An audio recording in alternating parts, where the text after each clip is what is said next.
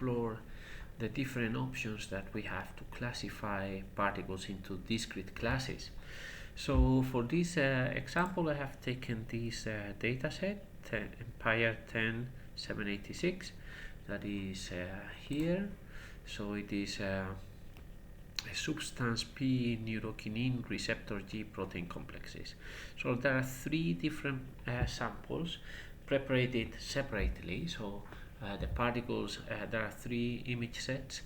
So these three image sets, they have been prepared apart. So it is not that we have classified them with some computational tool. So I have taken these two. The difference between these two is about 5 amino acids, and we have taken this data and we have imported them. So we have the particles, 60,000 particles in one of the classes, 120,000 particles in the other class, and these particles, they have an angular assignment, so we can use that angular assignment to reconstruct, and then we would get something like this. So it should look like a structure.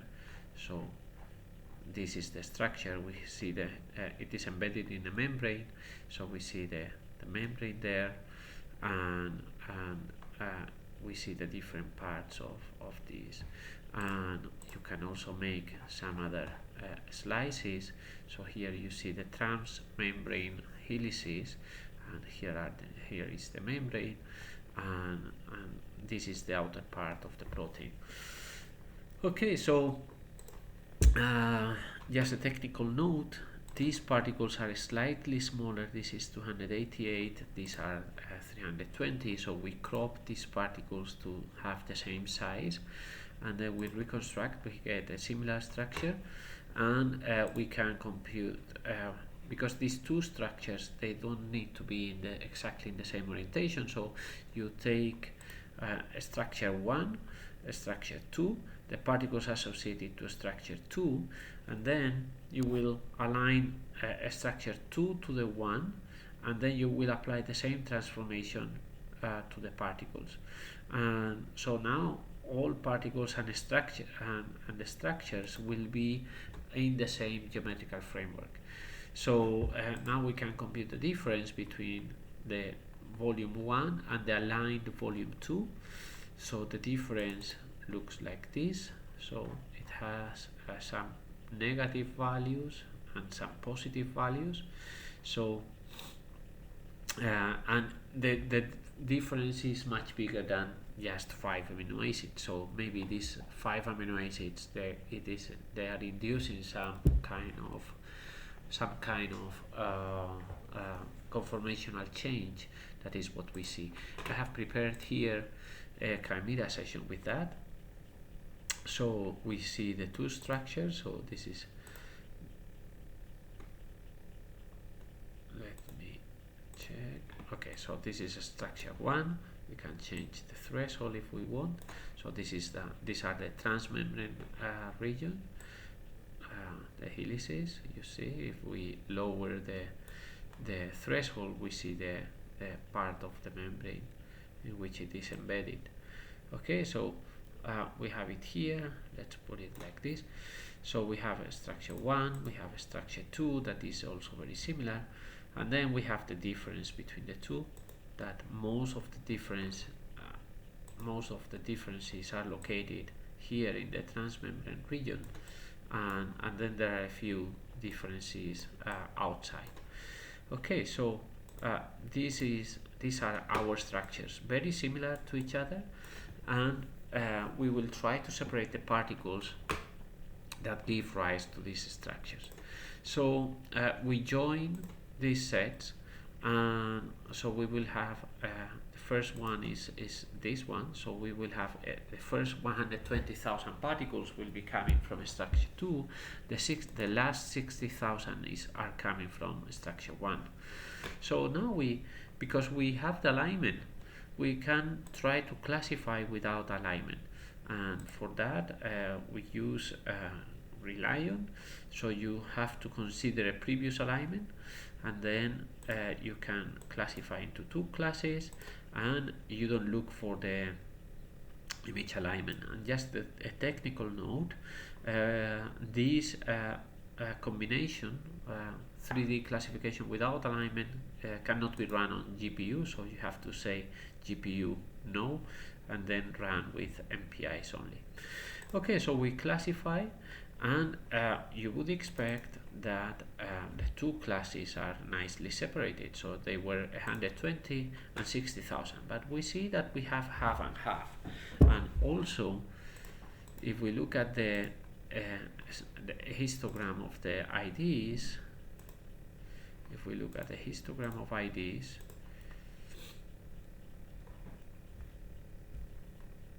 what we see is that they have not been separated. So and this is an expected result. So both results are expected. Either the algorithm can separate or the algorithm cannot separate. And why is that? Because let's say that you have like in this case a mixture of 2/3 and 1/3 of species. In your first random split, the two classes that you have randomly created, they also have a mixture of 2/3 and 1/3, so there is no asymmetry. And then as iterations go, this asymmetry is not broken, and the algorithm cannot separate the two species. And some other times there is a little asymmetry from the very beginning, and then this asymmetry is exaggerated through the iterations, and then you can separate the two classes. So in this time we couldn't separate, and this is this result here. So let's try now. This was without alignment. Let's try with alignment. So if you try with alignment, now they're a bit more separated, still not perfectly. So let's try to see a histogram of the IDs, and here it is easy to see if the result is correct or not, because we know that we know the solution. But let's say that you don't know the solution, then it would be very difficult to say what is the current what is the true state of nature there.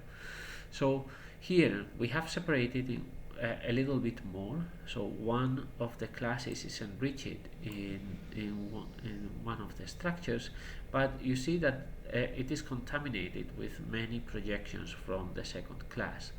So and the same happens with class 2. So the class 2 is just the opposite. So we can see class 2 is just the opposite. So both are a bit contaminated. So this was class 1, and now we will have class 2, and it is just the opposite of this.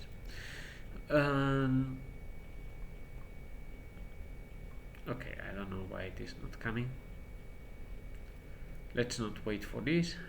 So we close all this, and so now we see that alignment helped a bit to separate the two classes.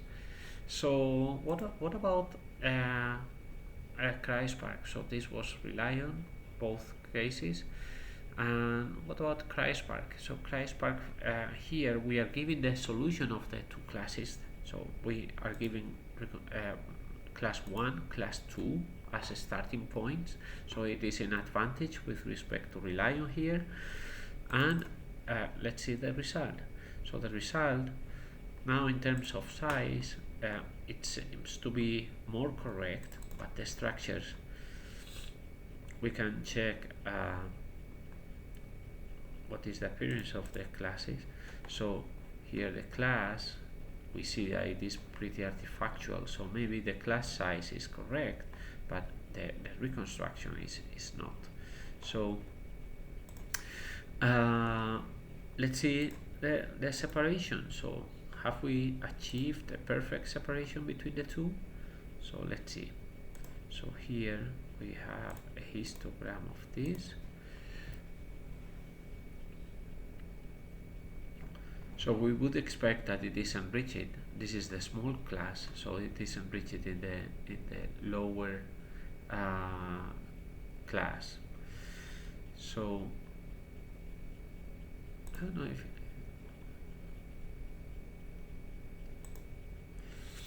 should be coming.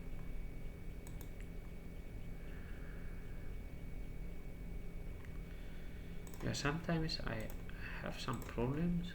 If we open again, let's open. Okay, so we go to class 1, histogram of IDs.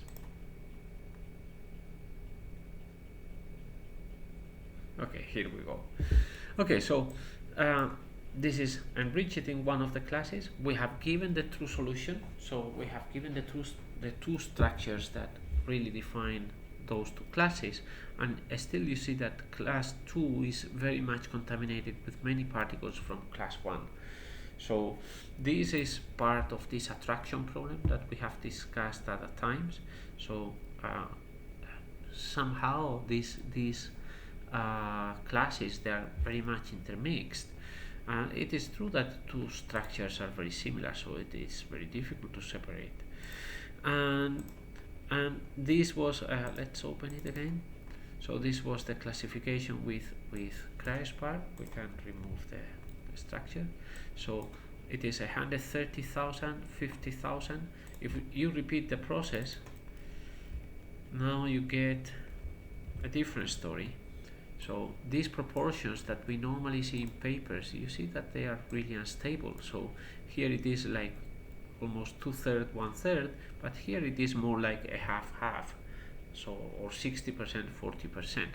So these classifications, they are really unstable, and it is not a not a problem, but it is not the fault of the classification algorithms. It is that we have a lot of noise, and we have random decisions at the beginning, and these random decisions, they make the convergence to be quite different. So here we see that one of the classes is a little bit better separated, but still we have a lot of contaminations. So depending on what is your particular run, you will have different results. The same happens in all these runs, so we have repeated each one of the strategies twice. So can we come out with a with a result that looks at the 6 classifications at the same time and then decides what is common? So we can take these kind of results. So we take all the classifications, the 6 of them, and we analyze how the particles, the set of particles, were classified into these 6 pairs of classes. So let's consider a particle. So a particle could be classified in class 1 here, class 1 here, 1, 1, 1, and 1. Or it could be classified as 1, 1, 1, 1, 1, and 2. Or 1, 1, 1, 1, 2, 1. So there are 64 combinations in which a particle could be classified. These are the 64 combinations that we have here. So these 64 are particles that have been consistently put together. So all these 6,000 particles, all the time they were together into the same class. All these 6,000 particles, again, they were together all the time into the same class, and so on. So the smallest classes are 200, and we can imagine that just by chance, even if a particle is jumping all the time, these particles, just by chance, some particles could be put together. So we can later try to see, okay, so which ones, so maybe the class 16 and 15 here, they are very similar to each other, so we can put them together and particles are really representing the same structure. So only because of this instability of the classification, they were put in two different classes in at least one of the classifications. Uh, this volume here, it is not a reconstruction of this 6000, but it is one of the, so we have here 12 different classes, so we choose one that is representative of these 6000 particles. Yeah, so now how can we see how many classes we have? So we can analyze these results, and for instance we can we have 64 classes, we have 64 classes, so we can imagine that two of them, of these 64 classes, subsets, they are very similar to each other. So if we merge them, we are not doing anything fundamentally wrong. So the cost of merging them should be small. And then you can take this idea of merging subsets that are similar and analyze what is the cost of merging them. And the cost is defined through an entropy measure. So at some point, when you start to merge clusters that are really different from each other, then the cost of merging them should increase. And then by analyzing this cost, you can decide how many clusters you can distinguish. And it is not a clear-cut number, but somewhere here around, I would take something like this. So 6 or 5. We know that in this case we have 2 classes. So let's see, a different way of looking at these results is through a dendrogram. So in this dendrogram, we do a hierarchical clustering, and then you try to decide how many different classes you have. So what it seems is that you have somewhere between 2 and 3. The ones chosen through the cost, you see they are slightly more finer subdivision. So, but we have 2 classes clearly. We may have in one of the clusters. So in one of the classes, it seems that we can distinguish 2 subpopulations, and then you can keep subdividing and subdividing. But I would say we have somewhere between 2 and 3 classes. So if we choose 2, we have a problem in this particular version. So I have a different one here where we had the 2 classes. So now we still don't get a perfect separation, so the sizes are not correct. But if we go to the classification and we do the histogram of this,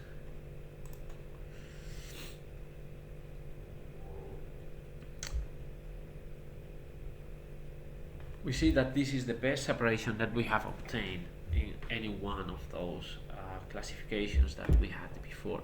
So by comparing the results of multiple classifiers, we can try to figure out what is common between all those different classifications. These classifications are extremely noisy, and by analyzing them all together, we can try to separate the 2 underlying classes.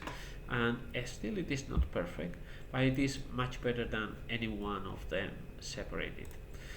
And if you would like to generate those 2 classes, then here in this viewer you can put 2, and this is where we have now a problem, but we are solving it. So we cannot generate at this moment, but this particular moment when I am recording the video, we cannot generate the classes through this I, but it will be soon be fixed. So this is all. See you in the next project.